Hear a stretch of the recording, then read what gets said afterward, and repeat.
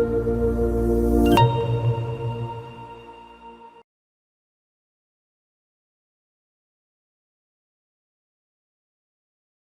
everyone, welcome back to the US individual taxation class of Enroll Agent course. In this class, we'll be discussing in continuation of taxpayer filing status part 1, which we have discussed earlier. So this class is in continuation of that. If you have not watched that video, please go ahead and watch that video. In this video, we'll be discussing married filing jointly responsibility of the joint filing as well as several responsibility. In addition to that, we'll be understanding relief from joint and several responsibility of married filing jointly, and then after we do some practice question. So let's dive into for more details. Present my screen and take you to from where we have left last time. So yeah, so if you see in before the break session, we have covered residential status. The first one is like use of prior year return, what all information you can easily grab from the previous year return, and that can be helpful and save a lot of your times of redoing it. But second important topic which we have covered before the break is about identification of resident and non-resident alien status. So there we discuss about like green card holder, non-resident alien which get married with the citizen, and the physical presence test which is required to consider any individual for the resident alien, right? So the benefit or loss of a resident alien is that they're all over the world income will be taxed in United States of America, right? And people other than resident or citizen of United States of America would be considered as a non-resident alien. And the benefit or loss maybe is that their only income in United States of America or from the resources of the United States of America they have earned any income will be taxed in the USA. Rest of the income will be taxed in their respective countries, right? And then we did certain examples as well for the physical test, which required like a lot of math calculation. Then we went through this, diagram, which I will update and send it to you before I send all the notes to you. So before that, I'll do the quite small updation in this third box where you physically present. So this is like old number, which I need to update and give it to you. Then after we did one practice question. After that, we did this big chart. So this big chart is for all 5 category of residential status for the tax filing status, not residential status, tax filing status, right? So this is totally in line with your 1040, which we have seen in this PDF also. So these are the filing status: single, married filing jointly, married filing separately, head of the household, and qualifying widower. So these all we have covered at very, very high level, and we have seen the most tax advantageous position is married filing jointly, and the second tax advantageous position is head of the household or qualifying widower, and the third one I would say is head of the household. Fourth one is single filing, and the least advantageous position is married filing separately. Why that is the case? Because the tax maker or lawmaker wants the people who are married should file the married filing jointly, and they should have more trust on each other so that they are comfortable in sharing their financial position with each other, with the hope that their marriage will last long. Right now we are jumping into some additional topic, or you can say some topics from these 5 filing status which you require to understand more in detail. So first one is married filing jointly, the most complex, right? So here, if you see the first point, married taxpayer does not consider separated until he or she not legally separated under a degree of divorce. So if you are married, if your client is married, they cannot file the single status until and unless they get a degree of divorce, right? So if any of your clients comes to you that I'm not living with my spouse for so many years, right? So I wanted to file, instead of married filing separately, I wanted to avail the benefit of single filing, right? There might be possibility like client may come and ask you something like this. Then your answer should be unless and until you are legally separated under the degree of divorce, you cannot go and file the single return. Make sense? If the individual has taken a wrong filing status, then that means he is understating the taxes. So if he or she is understating the taxes, that means there are some interest and penalties would be liable on those understatement of taxes, for which the repercussion he or she need to be prepared to be deal with in the future, right? Living apart or a temporary degree of divorce is not sufficient ground of filing as a single return. So like I said earlier, so you should have a final degree of divorce if your client wants to file the return as a single after the marriage, right?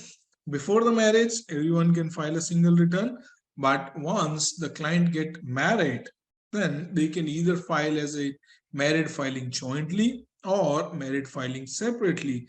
They cannot avail the benefit of married filing single filer, right? Make sense? Any doubt or anything you need more clarification? So you may get some multiple choice question around this also. So far so good.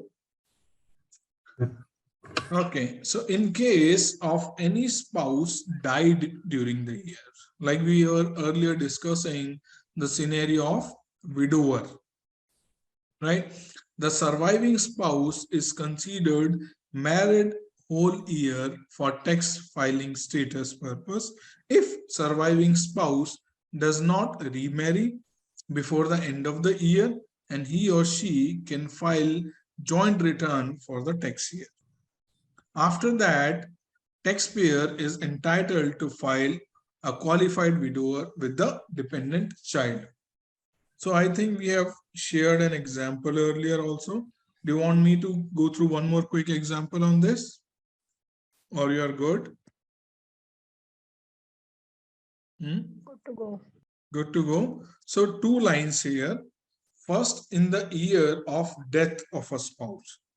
In that year, the surviving spouse can file with the advantage of married filing jointly if he or she does not remarry again. So for that particular year, for let's say financial year 2022, one spouse got died, then another spouse can file a joint return and take the benefit of married filing jointly if he or she does not marry. And if he or she wants to take advantage of the same status as a qualified widower in next 2 years, then he or she should have a dependent child, and then he and she should not remarry to any third party again, right? Then only he or she can claim the qualified widower status, which we have discussed here. To claim the benefit of married filing jointly status for 2 years after the spouse death, the following 5 conditions must be met. First is filing jointly in the year of death. Second is should not remarry for next 2 years. Third is individual has a child or a stepchild whom they are able to claim as a dependent. Fourth, that child live with the surviving spouse for all the year, right? Except the temporary absence. And the last one is individual paid for more than half of the cost of keeping the home where the dependent and the surviving spouse are living, right? Then he or she can claim as a qualified widower for next 2 years. Now coming to the married. Excuse me, sir. Kindly explain the fifth point again. Say that again, Vivek. Vivek, yes. Sachin, sir, Sachin. Yes, Sachin. Sir, kindly explain fifth point. Half expenses. Okay, so individual paid more than half of the cost of keeping the home in which they both are living. So, for example, there is a husband and there is a wife, right? They got married in 2020. Unfortunately, in 2021, let's say his husband died due to, let's say, COVID, and they got a son as well in 2021. Now, in 2021, the husband and wife, they both were earnings, and unfortunately the husband has died. In the 2021, the wife can file a married filing jointly return if he or she does not get remarried. Right? Simple. Now coming to the next 2 year, in which she can take the advantage which is equivalent to married filing jointly, but filing as a qualified widower. But for that next 2 year, what all conditions she need to satisfy? First, she should not get remarried for next 2 year. Second, the child or the stepchild should be there, whom she can claim as a dependent.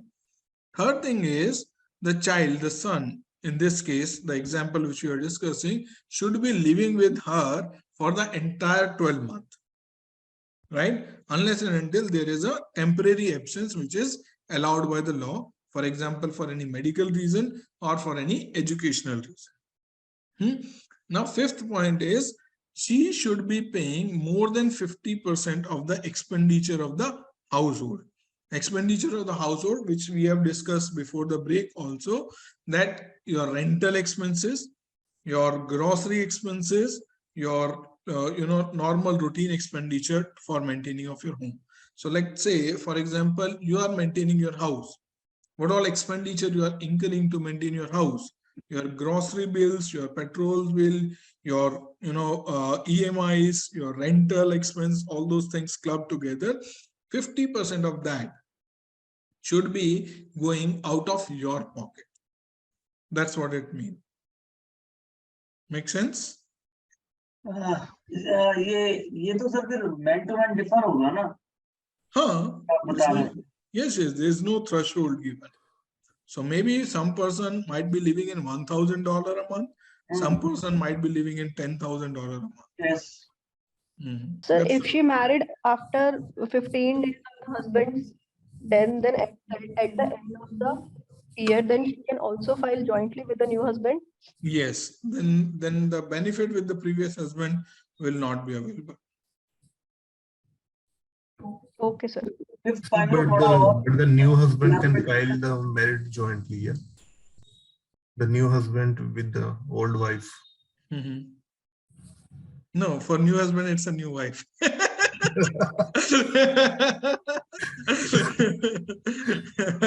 New husband with new wife can file a joint return if they both agree to file it. Sir ये fifth point को दोबारा मतलब किसी example के संग बता सकते हैं? हाँ, like simple है ना. For example, if let's say I am living in US, right? And what is my normal monthly expenditure? Let's say I am paying $1,000 as a rent, right? And I'm paying $500 for my grocery, and I'm paying, let's say, $200 insurance, and I'm incurring $300 expense on petrol. Let's say my total monthly expenditure is $2,000 a month, right? For the year, I'm end up incurring $24,000, right? So in that 24,000, almost 12,000 or more than 12,000, I should be incurring from my pocket. It should not be coming from my kid's pocket or my grandpa pocket or my parents' pocket. No.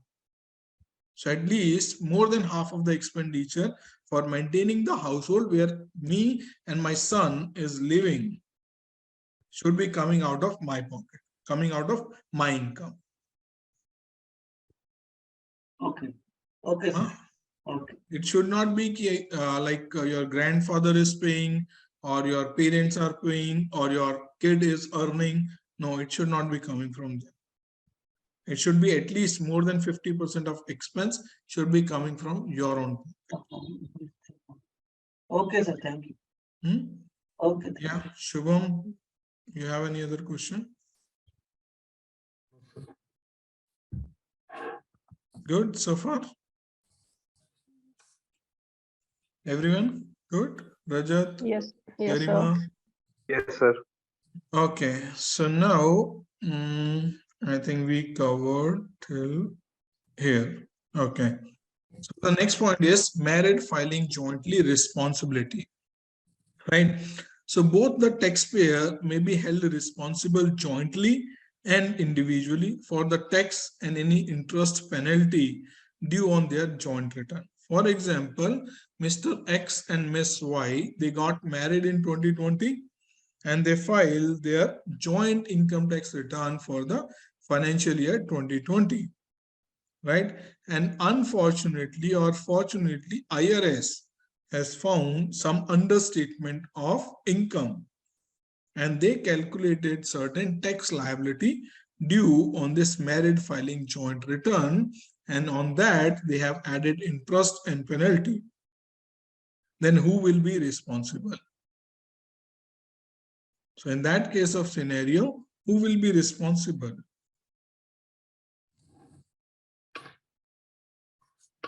Both of them or one of them? Both. Both of them, right? Yes, no? Both.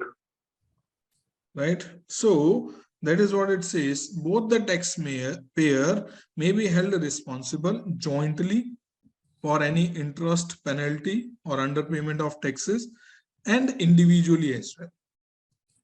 That means, for example, one individual is not in a position to pay, then probably another individual have to pay for those interest and penalty. Second thing is, for example, the understatement was because of the reason of one individual. Let's say, for example, Mr. X and Mr. Y got married in 2020, right? Mr. X was earning the income from business and Miss Y was earning the income from salary, right? They both have shown their business income and salary income. But Mr. X forgot to add the interest income on the fixed deposits or maybe on the mutual fund, which he has. Right? In that case of scenario, the IRS found that in the married filing jointly return, you have missed to add $10,000 of interest income. Then in that case of scenario, who will be responsible? Mr. X, Mr. Y, or both? So either both will be dividing the amount or something. So like Both of them. Both of them will pay around out of this income of 5,000 or 5,000. That means Both of them are liable. Yeah. But sir, like there is a disadvantage, a disadvantage of married filing jointly also. Like they have to pay. Yeah, now you're friends with you can say benefits as well as disadvantages, and that's what the marriage is all about. Right? So all the profits you'll be enjoying together and all the losses you'll be bearing together. That's what the marriage is. That's why the marriage is, right? Yes. Yes, Mr. Vivek. But they can discuss amongst themselves also, na? Yes, that is an option as well. Yeah, that right is always available. That right is always available. Whether you pay or I pay, or we both share. Yeah. So for the tax department, you both are jointly liable. But if it is being specific relating to an individual, then that individual should take that responsibility. So that is the reason both taxpayer may be held responsible jointly and individually. And individually means, for example, let's say Mr. X got bankrupt into the business and now he do not have any money. But the tax department says you have 10,000 payable to me, interest, liability, and penalty. Then that another spouse need to pay for it, right? So you both are being responsible jointly and individually for any interest or penalty under the joint return. Second thing, a divorced taxpayer may be held jointly and individually responsible for tax, interest, and penalties dues on the joint return filed before his or her divorce. For example, in 2020, Mr. X and Mr. Y got married, and they have like living happily in 2020 and file a married filing jointly, but unfortunately, they got to know Mr. X has another affair, right? And now Miss Y, she's not happy with the extramarital affair of Mr. X, and she filed a divorce case. And now finally in 2021, they got divorced. But they have filed a married filing joint return in 2020. And now IRS says you have 10,000 interest penalty payable for the financial year 2020. Then who will be responsible for it? They both are held responsible jointly. Both of them will be held responsible jointly and individually for the year in which they have filed a joint return before the degree of divorce. And sir, if their divorce like happened in Then the they end, cannot file. then the question will not arise. No? and like sir, if their divorce held in like the end of annual year, so there will be a chances. There will be any chance that they're not allowed to pay like the 10,000 rupees, $10,000 fine. No, for example, let's say in January 2020, Mr. X and Mr. Y got happily married, right? And fortunately, in the New Year Eve, 31st December, Miss Y got to know like Mr. X is engaged and cheating on me. And Yes. she went and filed the divorce. But the degree has not yet granted. Right? In that case of scenario, if they filed jointly, then still they both are being responsible. Okay. Right? But for example, if she got to know in June and she has already filed a divorce, and let's say in October they got divorce degree, so that means at year end they both are divorced. So if they both are divorced, they cannot file a joint return. So they do not have to pay any fine.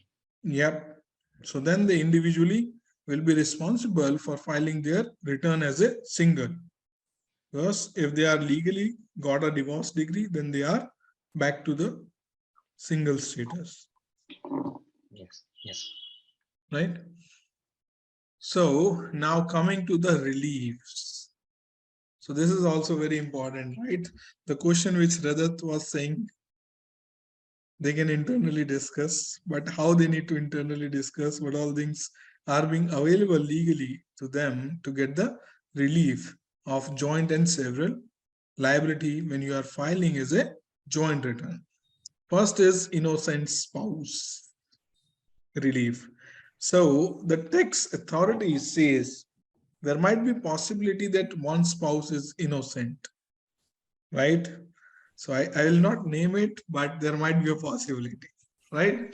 So there might be a possibility that Mr. X do not know and Miss Y has added has not shown some part of income, or might be erroneously missed to add certain income. So in that case of scenario, why should I pay? Why should Mr. X pay? Right? That question may arise. Right? So that is called innocent spouse relief. The understatement of tax payable is due to erroneous item. And for that, 2 years time limit, like normal statute of time limit is 2 years.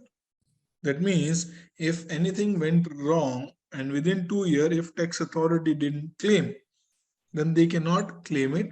And if anything you wants to claim as a refund, you cannot claim it after 2 years. But in this case of scenario, the 2-year time limit of statute of limitation is no longer applied for innocent spouse relief. So what is innocent spouse relief? The spouse who do not know exactly what was the mistake, and that was like just an erroneous item, or maybe just a mistake has happened, because like both the parties, Mr. X and Ms. Y, they both are signing up.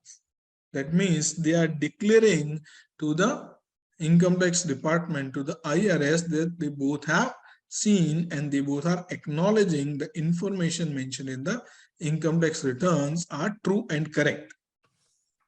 Right? So later on, they cannot back out.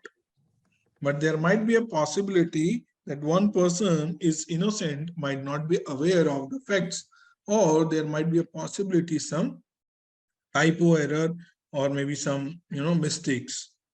So in that case of scenario, the innocent spouse relief is being available. For that, they will come to you as an enrolled agent. So you will be filing the innocent spouse relief to the IRS for your client and charging the money. Right? Second is separation of liability. Separation of liability is the relief from joint liability after the separation from marriage.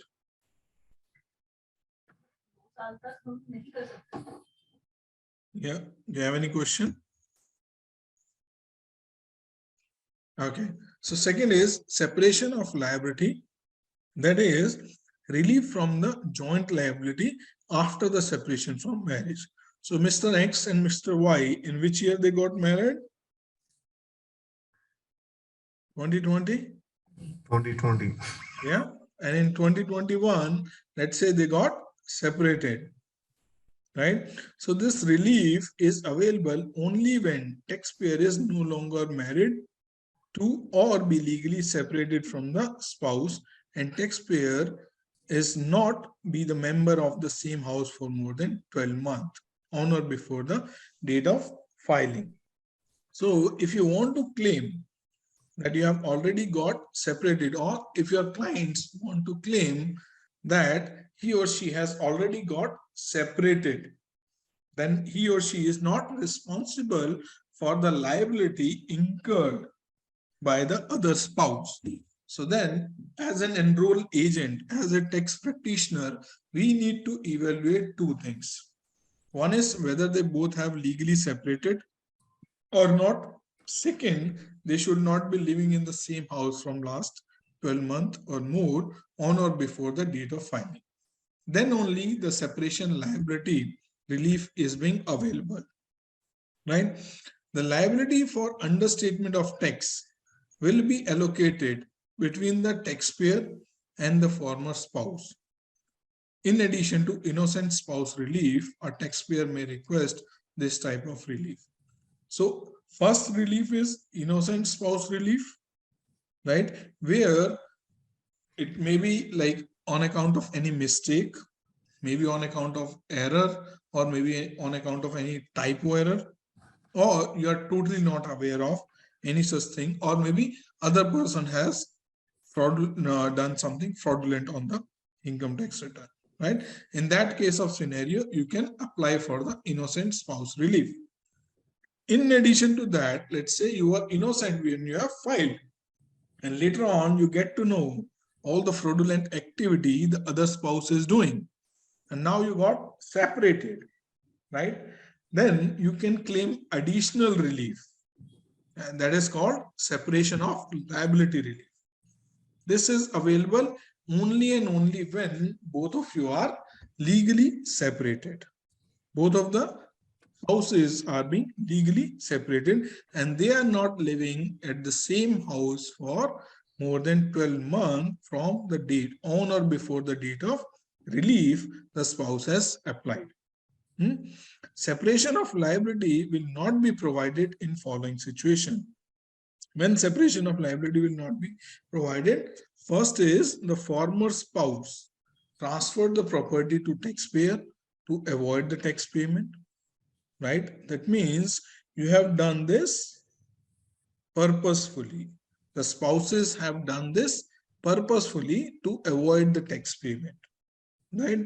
Second is when IRS prove that the taxpayer transferred the asset to the third party in a fraudulent scheme, right?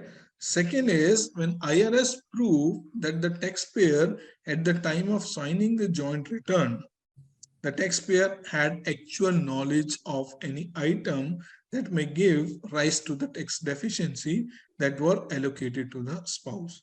So in that case of scenario, the separation of liability relief is not available. Now, let's add certain examples so that it will be easy to digest. So first thing, if you see, what is separation of liability relief? So what is separation of liability relief? That means now Mr. X and Mr. Y, Mr. X and Miss Y, they are not living together, right? And Miss Y says, I want innocent spouse relief. They have filed, let's say in 2020, married filing jointly. And IRS has come up with the $10,000 of interest penalty on the underpayment of taxes and certain tax penalties, right? Let's say total amount IRS has been asked is $10,000 for the married filing joint return, which they have filed for financial year 2020. And in 21, they got legally separated, right? Now they got legally separated. So first thing, let's say Miss Y, she can claim as an innocent spouse relief first that I was not aware of all the mistakes that Mr. X has done, or the mistake which they have filed in their income tax return was erroneous or just a typo error, right? If that innocent relief is not available or is not sufficient enough to cover the liability of Miss X, then Miss X would ask for separation of liability relief. That means she will say, now we are separated, right? We are not living together because this person, Mr. X, has done all this fraudulent activity for which this tax liability has been arised. I am not responsible for that, right? So in that case of scenario, as a tax practitioner, you need to evaluate two things: whether they have already legally separated. Second, they should not be living together for last 12 months, right? And the liability for understatement of tax will be allocated between the taxpayer and former spouse. And then, in addition to innocent spouse relief, she may ask for separation of liability relief as well. But in what case, in which cases separation of liability relief will not be available? That also you need to keep in mind. There might be possibility that husband and wife might be doing a bluff or might be doing a tax planning. They got separated, but the reason of separation was the avoidance of tax payment. In that case of scenario, the spouse cannot avail the separation of liability relief. Or when IRS can prove that the transfer of assets to the third party which they have made was on account of fraudulent scheme. They want to cheat with the IRS, right? Or when IRS can prove that both the taxpayer was aware of the mistake they have made, or they were taking the advantage of that mistake under the tax deficiency by paying the less taxes. In that case of scenario, separation of liability relief is not available. Make sense? Or Yes. do you need some more clarification? Vivek? That's why Rajat? most of the Separation of that's why liability. I'm not clear about the separation of liability. So separation of liability is Mr. X and Mr. Y. They file it jointly, right? Miss Y says, I don't know what all things he has written in income tax return when they are filing jointly, right? And I should not be liable for what all crap he has done. But how Okay. he can say so? She need to prove it, right? She need to justify to the IRS that the return she has signed.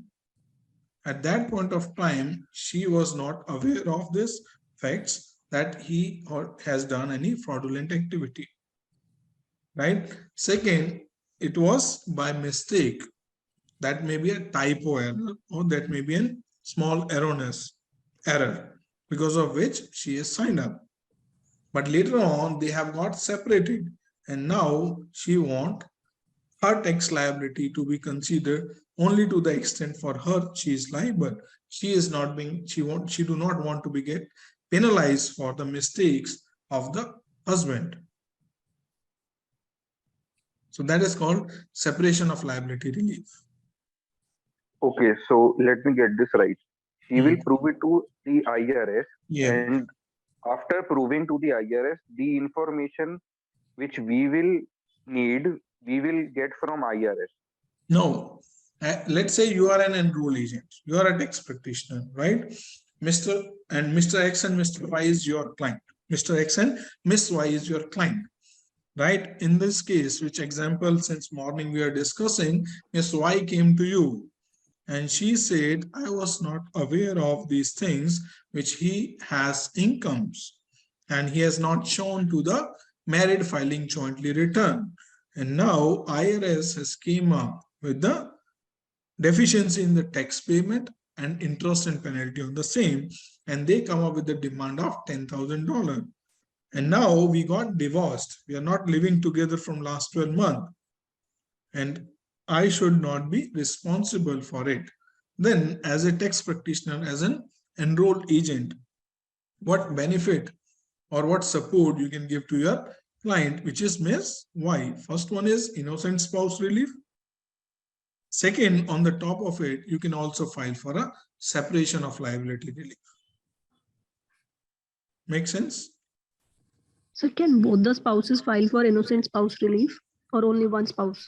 No, they both will be filing. That's how like litigations are. Both the party will be saying like he cheat on me or she cheat on me. That's how like That's a litigation legal case is. then. And as an enroll agent, you'll be making money out of it. But isn't that a legal case? Yes, yeah, it's a legal case to the tax court. So tax law is law. It's a legal thing. What you are learning. You are And learning we would a have law. to take care of that. What? That legal case. Yeah, you can present your client in front of IRS as well as tax court. So you'll get that license after completion of EA. Okay. Yeah. So Getting are there. we EA or are we lawyers? What are we? No, EA Both? is, no, you are not a lawyer. You are an enroll agent. An enroll agent can present the case of their client in front of IRS as well as tax court. After that, if it will go to High Court or Supreme Court, their lawyer will take care.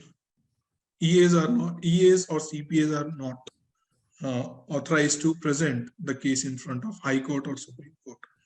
But up to tax court, EA and CPA both can present the case. Make sense? Okay. Yeah. Getting ready for it?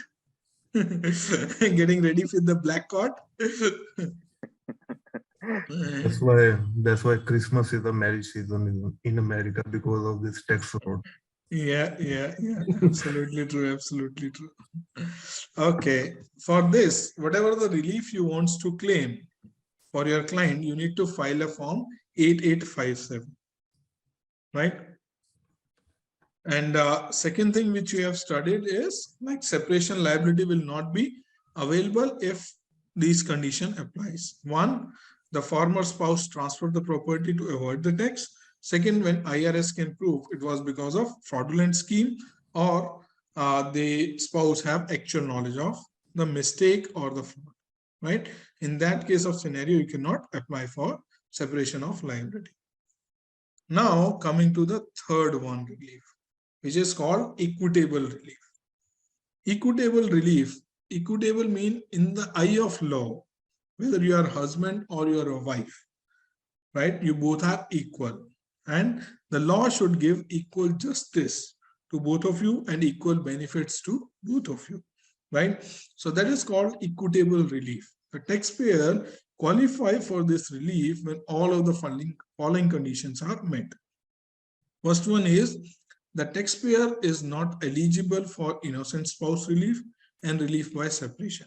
So if none of the above relief is being available, then you can apply for equitable relief for your client, right? If none of the above, that means your client is not innocent and they are not separated, but still you can apply for equitable relief to the IRS and into the tax code. Second is no transfer of any asset by the spouse to another party under the fraudulent scheme, where the burden of proof is on you, right? Here, burden of proof is on you that the transfer was not on account of any fraudulent scheme. Third is no transfer of asset is made to avoid the tax payment by any of the spouse. That also burden of proof would be on the spouse who is claiming equitable relief.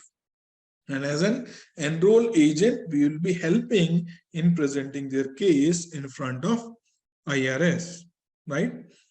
The next is the tax return didn't file with any intention to commit fraud, right? So if you have no intention to commit fraud, that means you are innocent, right?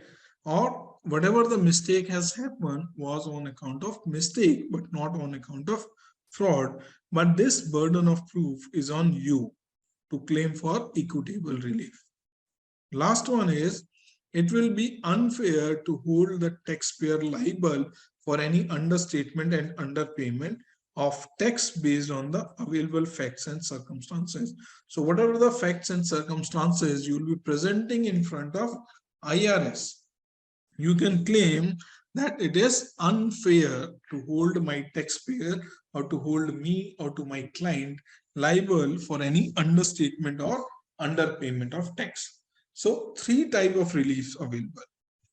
First one is innocent relief, when you, if you are applying for yourself, you don't aware of it, or if you are applying for the client, then your client is innocent or unaware of it.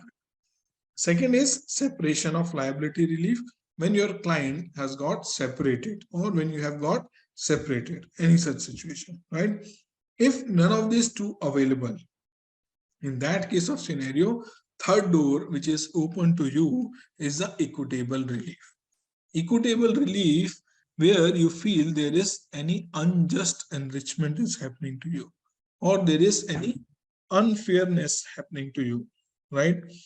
For example, husband and wife, they filed joint return, right? And now, after a year, they got to know, like the husband has not shown their rental income, interest income, and other, dividend income on the married filing jointly return. And now this tax liability has came.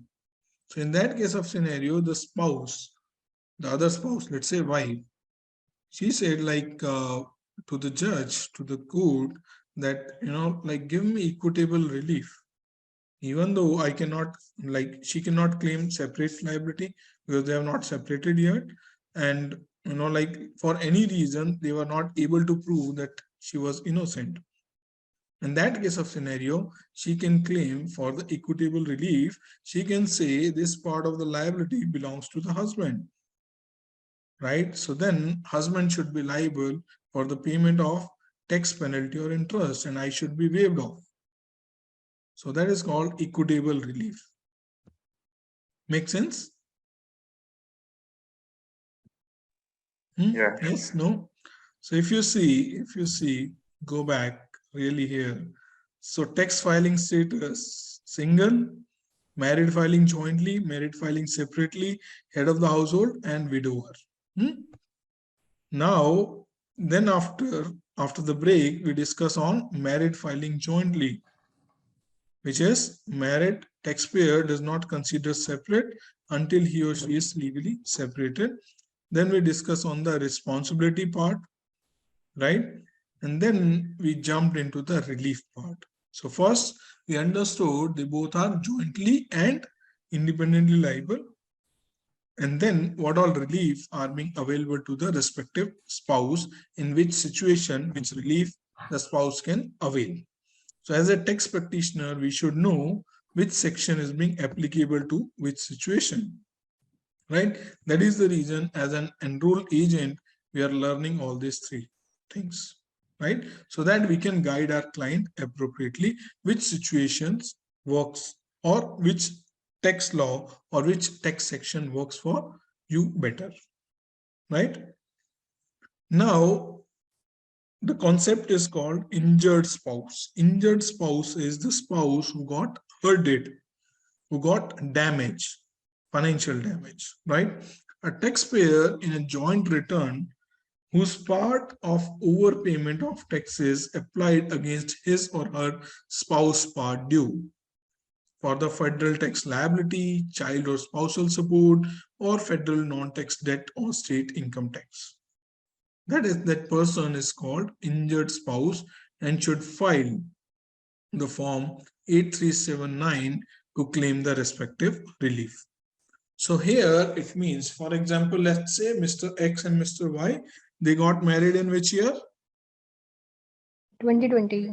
2020, right? So in 2020, let's say Mr. X has total income of, let's say, $100,000, right? And that's from like business income. He got $100,000 business income. And Miss Y, she has, let's say, another $100,000 income from salary, income from wages, right? So she was doing job and her employer has withheld the tax more than the required, right? For let's say 100,000 income, she was supposed to be liable for payment of tax, let's say $10,000 or $15,000. Let's say $15,000 is the tax payable for the individual, right? But her employer has withheld the tax of $20,000, $5,000 extra, right? And when they are filing the return jointly, so $100,000 business income of husband and $100,000 of wages or salary income of wife clubbed together, right? That's that's resulting into $200,000 of a joint income, right? For the business income of $100,000, let's say the husband is supposed to pay $20,000 taxes, right? Now they got $20,000 withholding tax credit on the income earned by the wife. Can I do the math or through an example? I think then it will be easy to correlate. Let me show you the way.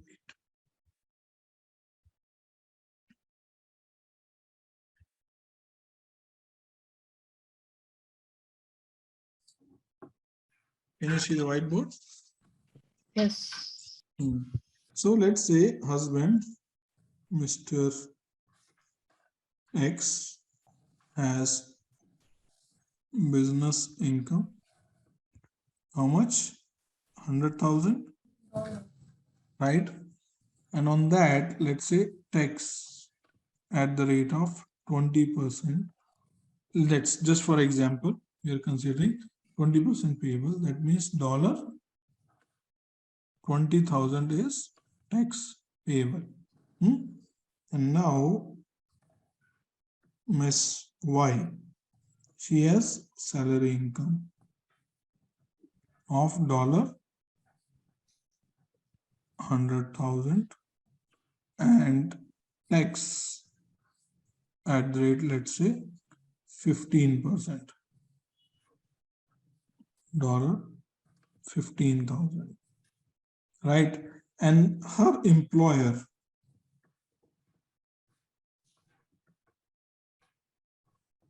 withheld tax of, let's say, $20,000. right? $20,000. That means this much tax is already paid, right? And now they both are married filing jointly. So married filing jointly, what is the total income? $200,000,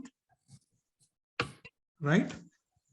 And then let's say standard deduction, if they have applied, let's say $30,000 is a standard deduction.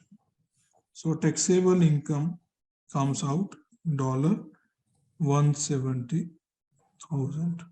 And let's say tax rate is 20%. How much is tax payable? $34,000, right? 20% is 34,000. Yes. TDS deducted how much? Or you can say withholding tax. How much? 20,000. So tax payable is how much?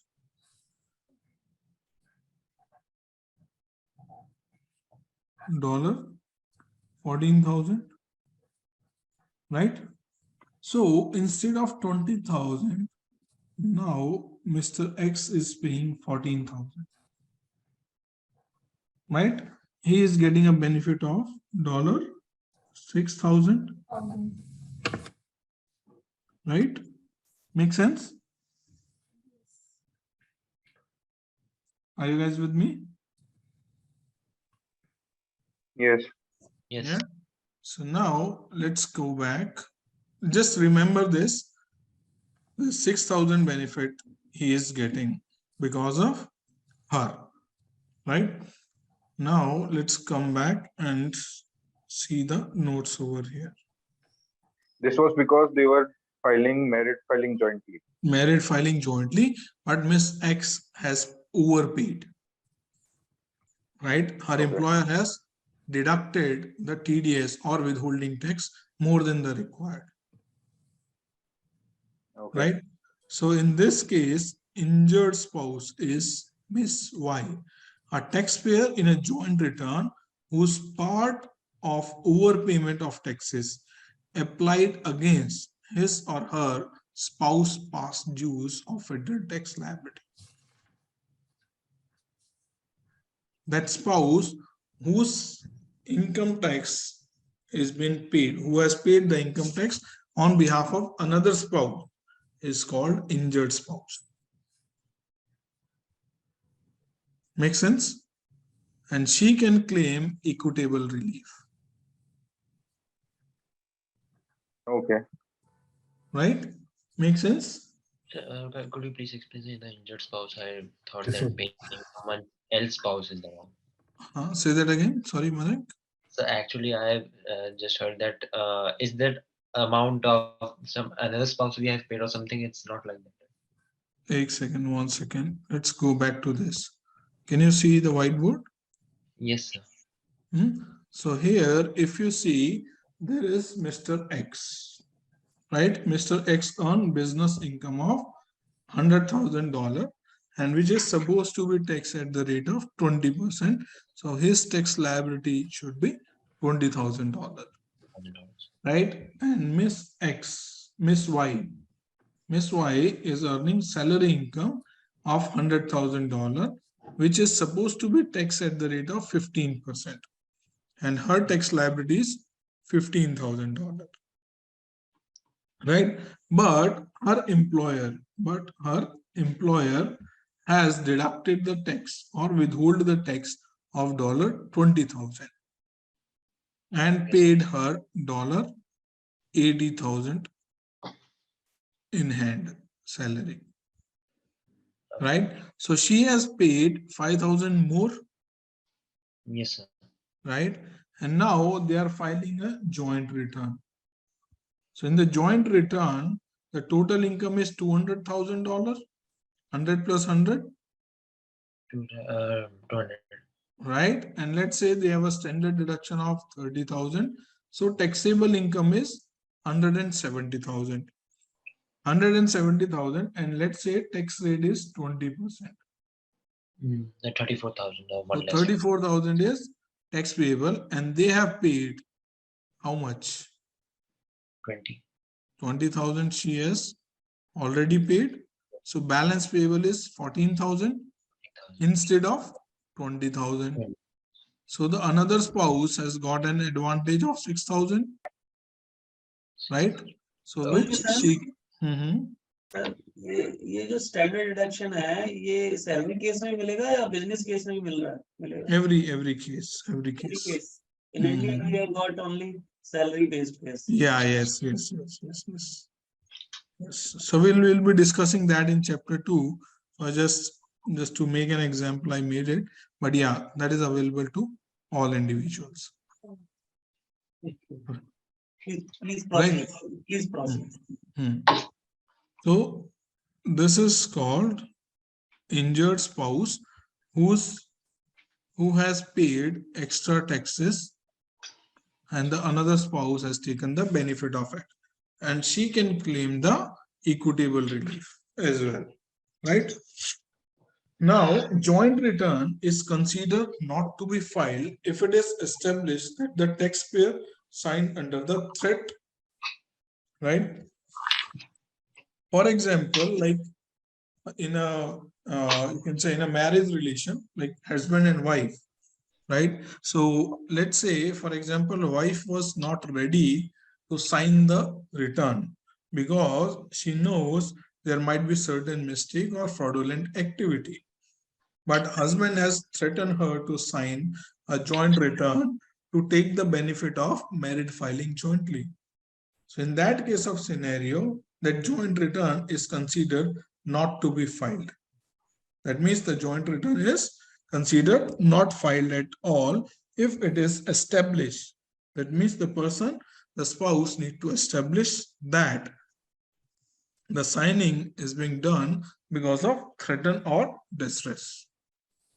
Make sense?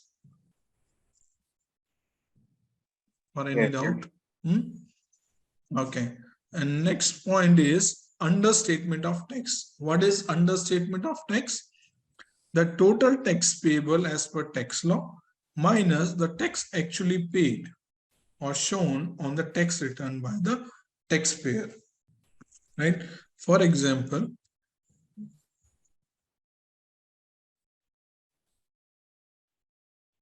let's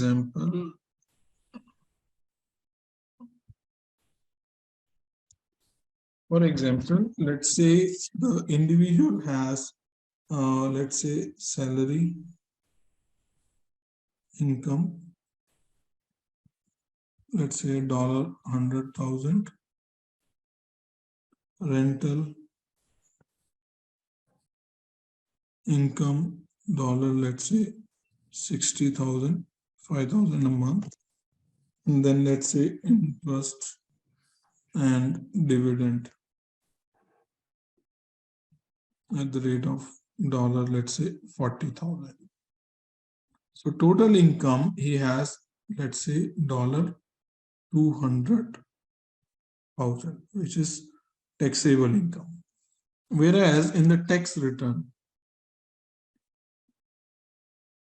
he filed the salary income $100,000 and the rental income he has not shown, and interest income, let's say, is shown 40,000, 20,000. So in the tax return, he has shown $120,000. This is what the income tax return he has filed. And let's say the tax rate at the rate of 20%. So what was the tax payable? 20% of $200,000, $40,000,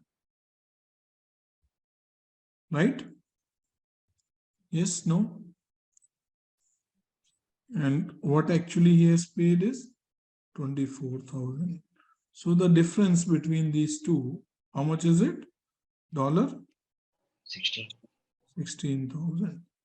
This is called underpayment of taxes. Make sense?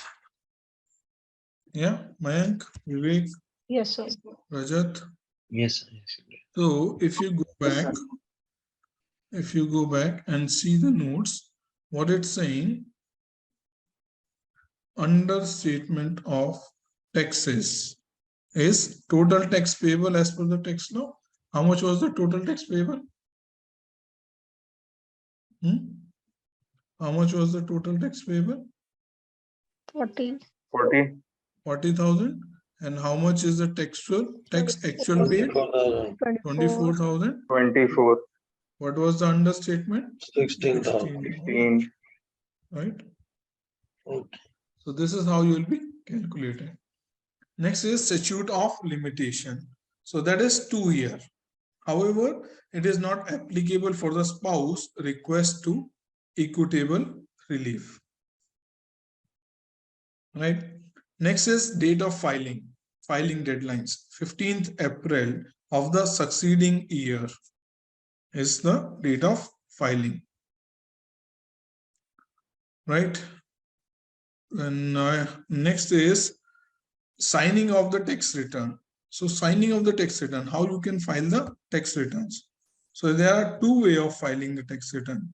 You can file it manually or you can file it electronically as well. So manual signing by the taxpayer and submit by hand, post or mail to the tax office, right? Second way of filing is electronic filing, right? Electronic filing, you can do the self-filing or you can approach to the enroll agent or CPA or the tax practitioner to file your income tax return.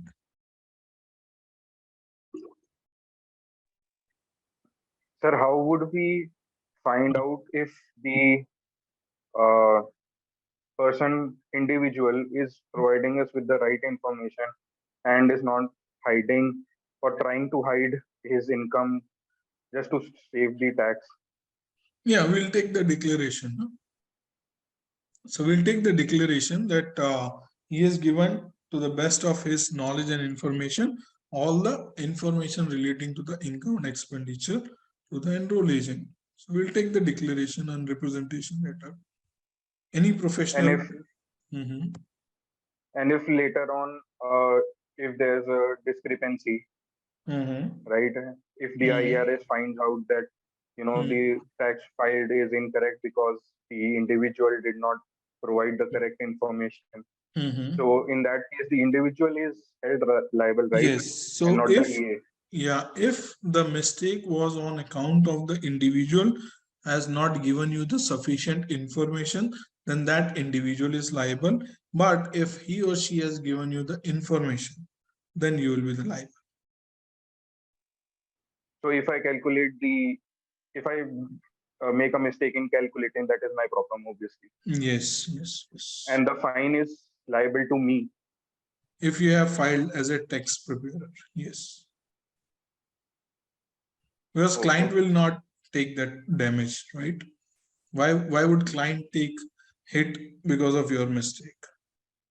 Right? So whatever Otherwise, the amount is liable to me. Yeah, if it is because of your mistake. Okay. Right. Okay. So electronic signing, first one is self-filing. For example, you are an enroll agent or you are a CPA and you are a tax practitioner. So you can file your own returns, right?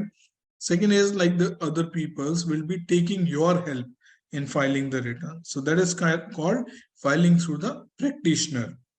When the filing through the practitioner, a taxpayer must approve the tax return before the filing. So primary responsibility is always be of taxpayer. So you will do all the calculation, prepare the tax return, and then you will give it to the individual and ask them to go through it and approve it, right?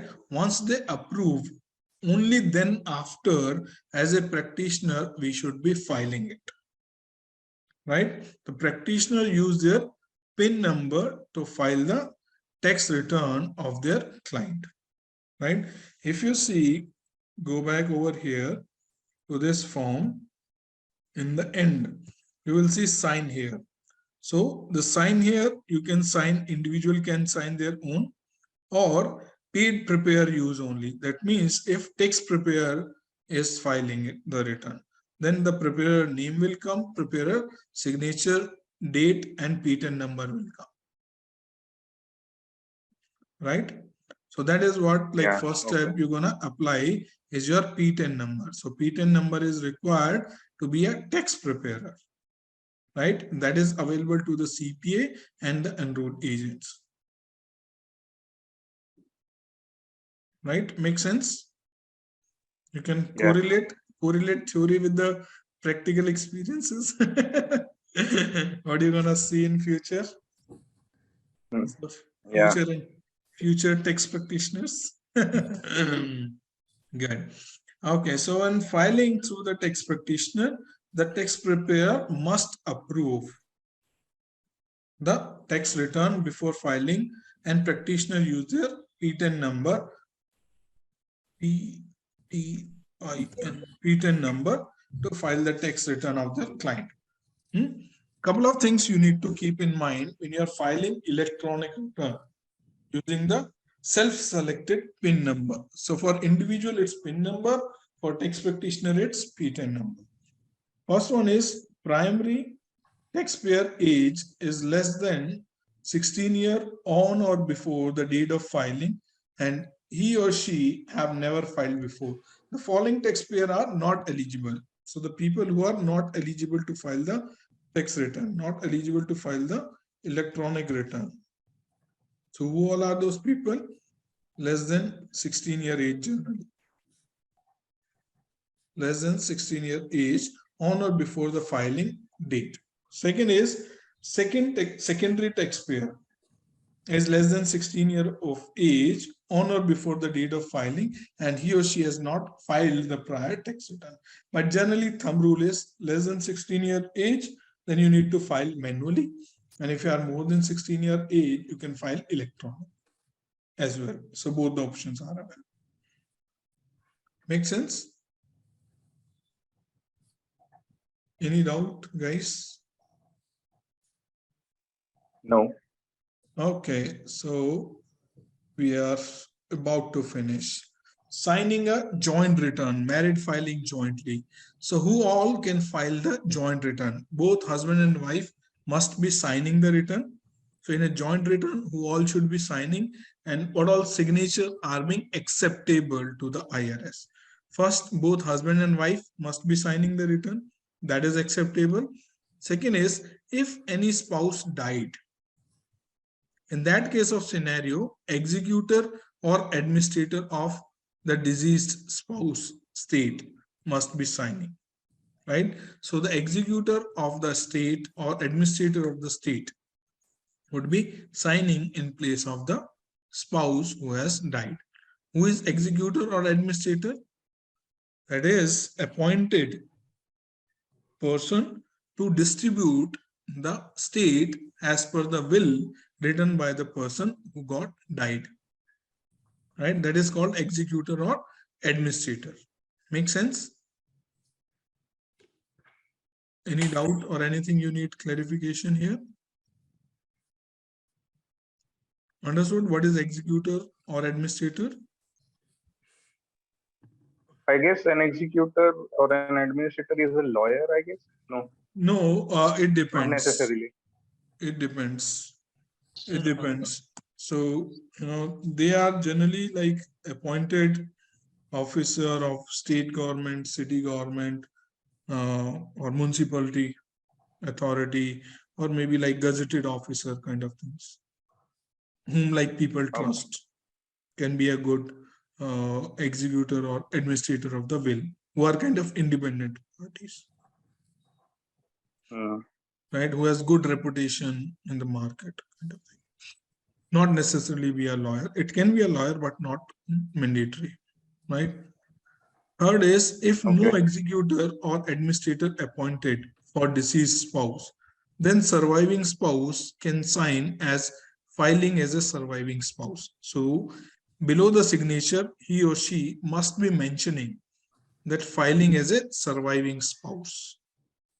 Right? For example, if husband died and the wife is married filing jointly, then in that case of scenario, if no executor or administrator appoint, first preference is executor or administrator. If for any reason that has not appointed, let's say for example in the month of December, let's say 21st of December, like husband got died, so it may take some time to appoint an executor or administrator, right? It cannot be as quick as just clicking the button. So these are legal things, may take some time. But now the wife wants to file her return as a married filing jointly. So she can file as a married filing jointly by signing on both the side, husband side and wife side. But below the husband signature, she would be writing filing as a surviving spouse. Make sense? Yep. Fourth point is, if any spouse is disabled or injured, then another spouse can sign on his or her behalf by the word, sorry, typo error, by the word, by taxpayer name, comma, husband or wife. So that should be clearly mentioned, that I am signing on behalf of my husband or on behalf of my wife. But you need to submit the certificate of disability or injury along with it. Then only you can file the return, right? Fifth is, in any other case, a valid power of attorney is required for any spouse to sign on behalf of another spouse. So as an EA, you will also be taking a valid power of attorney when to file the return of individual on their behalf. Right? Make sense? So these are the 5 types of signature you will see in married filing joint return, and those are accepted. Let's do some practice. Okay, so Mary's husband died in 2018 and her son Bob is her dependent and has lived in her house since his birth in 2011. What is Mary's filing status in 2021 if she does not remarry? So, what is the call of the question?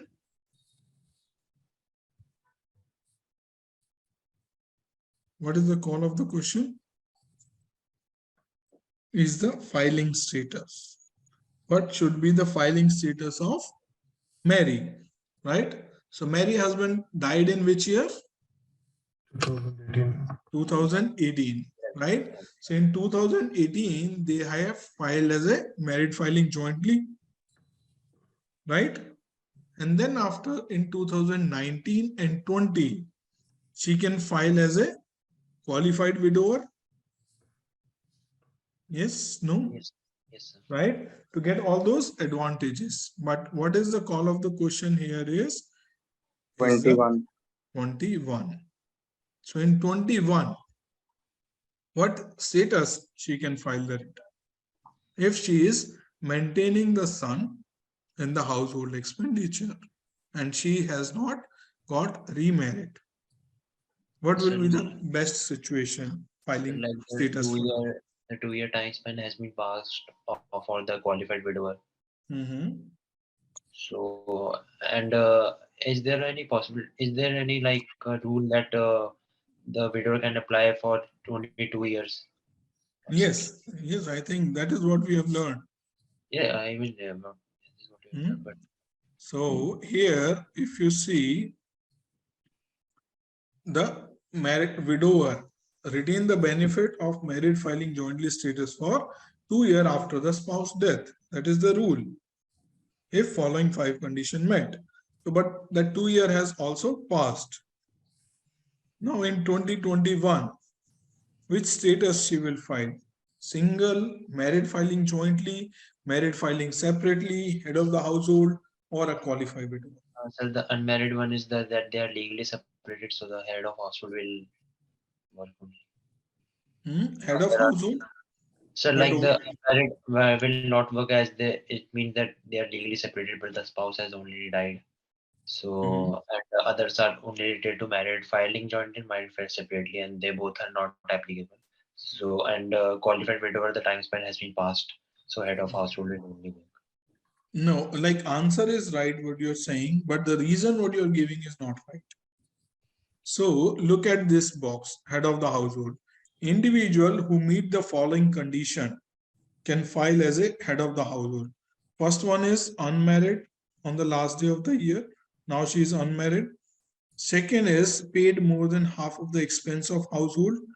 Third is taxpayer home was main home for her, and the qualified person, that is dependent, living with her for more than half of the year.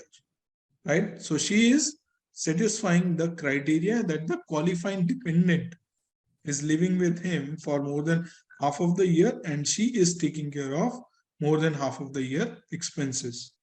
So she can claim the status of head of the household. Make sense? Sir, like the dependent is the Son. qualified person. Dependent is son. If you've seen the question over here, Mary husband died in 2018. Her son Bob is her dependent and has lived in her house since the birth, 2011. Right? So she has a house. In that house, the child is living and For she more is than taking care of the expenses. So she can claim the most advantageous situation is head of the household. yes. Right? Make sense? Yes. Shubham, Vivek, Yes, sir. Yeah. Rajat. Sir, Yes, sir. Yeah, Garima, Vikas. Yes, sir. Clear, sir. Now you got it. Why head of the household? Because that is a second most advantageous position. Now coming to next question. That's the last question of the day. Lisa was married with 2 dependent children in 2021. Her husband died in April and she did not remarry before end of 2021. Which filing status should Lisa use for her tax return in 2021? So what is the situation? Now we are in 2021 and Lisa has 2 kids and husband has died and she has not. So same year is married filing jointly for 2 years. It's beneficial. So which one is right answer? Single, head of household, qualified widower, or married filing? Right answer. Fourth. Fourth option. Fourth option. Married Why? filing. Why fourth option is right answer? Because she is not married at the end, up to the end of the year. End of the year 2021. That's one of the She's not married conditions. for 2 years. No, 2 years to abhi hui nahi na. We are still in 2021. So let's assume you are still in 2021. One condition which you said is right, she is not remarried. But which status she should claim? Married filing jointly or a qualified widower? Married filing jointly. Why not qualifying widower?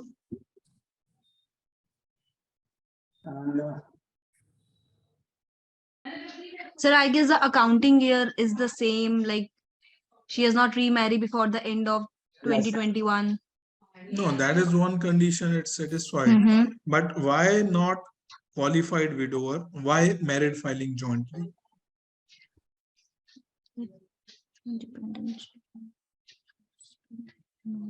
Because the status of qualifying widower is the next 2 years. And at the same year, the status is only called married filing jointly. Absolutely true. Absolutely true. Perfect.